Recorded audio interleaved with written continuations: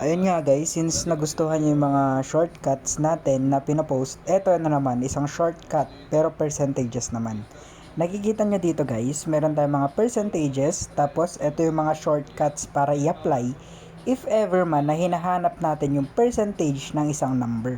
Okay, paano nga ba ito gamitin? For example, may question tayo, 20% of 100. Meaning nun, i-divide natin yung 100 ng 5. Kasi ayon dito sa shortcut, yung 20% daw is divide the number by 5. So 100 divided by 5 is 20. Ang magiging sagot natin doon is 20. Okay guys, nag-prepare ako ng 5 item questions para i-try nyo yung mga shortcuts na binigay ko.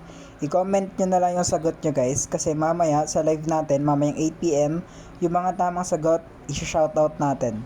Okay guys, good luck sa inyo guys!